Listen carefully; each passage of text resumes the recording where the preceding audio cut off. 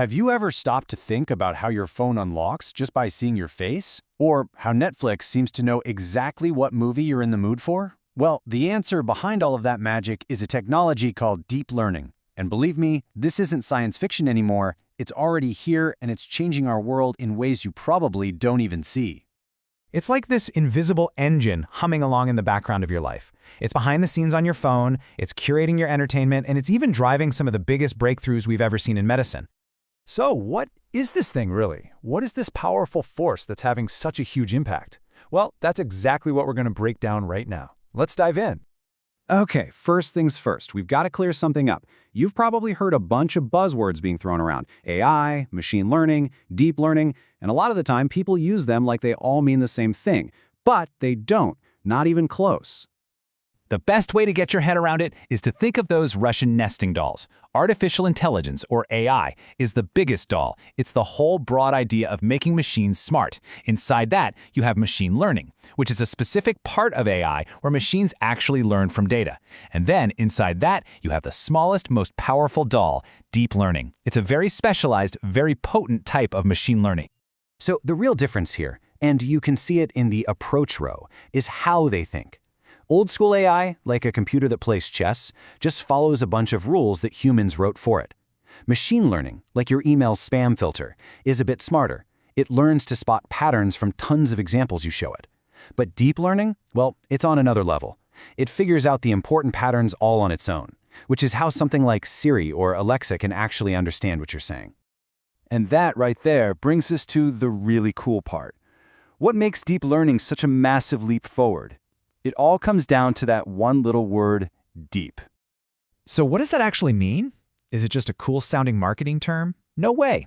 It actually refers to the literal structure of the artificial brains, or neural networks, that power the whole thing.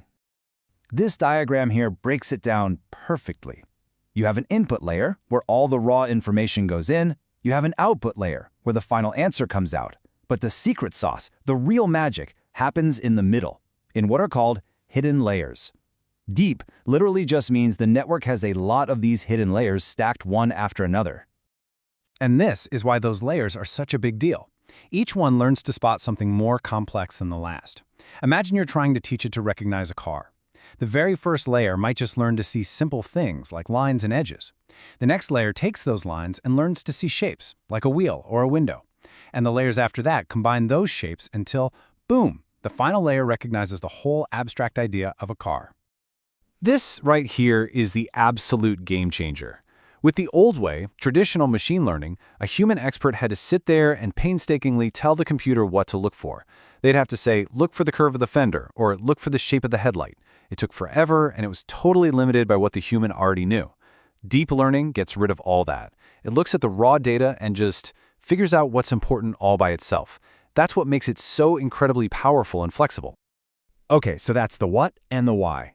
But the theory is one thing. Where is this incredible tech actually showing up in our world right now? Let's take a look. Take healthcare, for instance. Deep learning systems can now analyze medical scans, like MRIs, and spot signs of diseases, like tumors, often with accuracy that can match or even beat a human doctor. We're talking about a technology that is quite literally helping to save lives. Or what about finance? It's the silent guardian angel watching over your bank account. These systems learn your normal spending habits, and they can spot a weird, fraudulent transaction in real time and shut it down before you even know something's wrong. And then, of course, there's the big one, transportation. Deep learning is the brain inside a self-driving car. It takes in a constant flood of data from cameras and sensors, makes sense of it all, and then decides how to steer, brake, and accelerate, all in a fraction of a second. And honestly, the list just goes on and on. It's the smarts in Siri and Alexa. It's the recommendation engine on Netflix and Amazon. It's the magic behind Google Translate. The impact is just massive, and it's growing every single day. So this all brings us to what might just be the most mind-blowing part of this whole story. Deep learning isn't just about making things a little bit better or more convenient. It's about solving problems that, for a long time, we thought were completely impossible. You see, in science, there are some problems that are so complex, so messy, they're called intractable. That was just a nice way of saying we have no idea how to even begin solving this. Well, that's changing. And there is no better example of this than the protein folding problem. For 50 years, predicting how a protein would fold up into a 3D shape was one of the holy grails of biology. It was a grand challenge. And then DeepMind's AlphaFold, a deep learning system, just solved it. This one breakthrough is going to completely revolutionize how we discover new drugs and understand diseases. And we see the same story playing out everywhere, right? From OpenAI's GPT models writing text that feels unbelievably human, to the incredibly complex systems that allow a Tesla to drive itself. Deep learning is constantly pushing the edge of what we thought was possible.